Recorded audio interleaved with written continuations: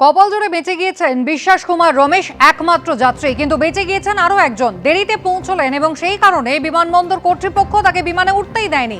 বিমানবন্দর থেকে বেরিয়েই এই দুর্ঘটনার খবর দেখেন তিনি। কপাল জোরে রক্ষা পেয়েছেন, প্রাণে বেঁচেছেন গুজরাতের ভারুচের ভূমি চৌহান। রাস্তার যানজটের কারণে 10 মিনিট দেরিতে পৌঁছলেন বিমানবন্দরে, আর তাতেই প্রাণ ফিরে পেলেন তিনি। एक्चुअली मैं वापस लंदन जा रही थी और मेरी फ़्लाइट का टाइम था 1:10 का, तो हमें पहुंचते थोड़ा 12:20 हो चुकी थी और 12:10 को एयर इंडिया वालों ने चेक इन और सब कुछ करना बंद कर दिया था। मैं वहाँ पे चेक इन के गेट पे पहुँचने के बाद मैंने उनसे रिक्वेस्ट भी किया कि अभी 10 मिनट ही थोड़ा लेट हुआ है, तो मुझे जाने दो, जो भी इमिग्रेशन और वो होगा मैं फटाफट से सब क्लियर कर दूंगी। लेकिन उन्होंने और वो उनकी सीनियर स्टाफ भी आए थे, उन सब से मैंने रिक्वेस्ट की, लेकिन वो तीनों जन ने मुझे वापस ही भेज दिया कि नहीं मैडम, अभी 10 मिनट की आपकी लेट की वजह से हम लोग को और 15 मिनट लेट हो सकता है। तो फिर इसलिए मुझे रिटर्न होना पड़ा था। तो एयरपोर्ट से तो घर के लिए निकल चुके थे और हम लोग गाड़ी में ही थे, और तभी हमने न्यूज़ देखा कि ऐसा प्लेन क्रैश हुआ है। और at the time I was feeling totally num and एक तरह से अच्छा, मैं अपने भगवान का थोड़ा, माता जी का और सब शुक्रिया कर रही थी कि मैं बच गई। लेकिन दूसरी साइड ये भी था कि ये जो इंसिडेंट हुआ है वो बहुत ही थोड़ा टेरिफाइड है। जब हम लोग एयरपोर्ट के लिए निकले थे और 12:10 का उसका बोर्डिंग का टाइम था, 10 मिनट हम ट्रैफिक की वजह से लेट पहुँचे और फिर उधर भी रिक्वेस्ट किया, फिर भी इन लोगों ने ऐसा बोला कि अभी लिस्टिंग हो चुका है, अभी आपकी वजह से और 15-20 मिनट फ़्लाइट लेट होगी।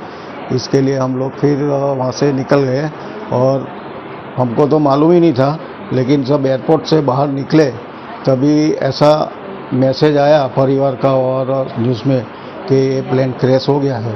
বিমানবন্দরের একেবারে কাছে বিজে মেডিকেল কলেজ। বিমান যখন দ্রুত নেমে আসছিল, মাত্র 27 সেকেন্ডের মাথায় সোজা গিয়ে বিমানের সামনের অংশ ধাক্কা মারে এই বিজে মেডিকেল কলেজে এবং সেখানে 24 জনের মৃত্যু হয়। ঠিক কি ঘটেছিল সেই মুহূর্তে এক প্রত্যক্ষদর্শী কি জানিয়েছেন দেখুন।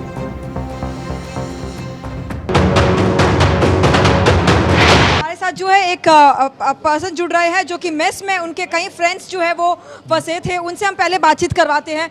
ये बताइए कि जब ये पूरा हादसा हुआ तो किस तरह का वहाँ पर जो है तस्वीरें आपने देखी, आपके दोस्त भी वहाँ थे?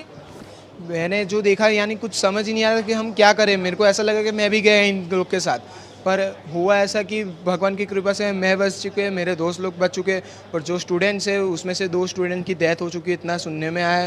और किसी के हाथ में चम्मच थी, खाते खाते उसकी डेथ हुई है। किसी का पूरा ब्रेन निकल हुआ था। कैसे कैसे हम लोग ने निकाले, हमारा माइंड सोचता है कि कैसे निकाले हम लोग ने, बाकी सबको रेस्क्यू किया है।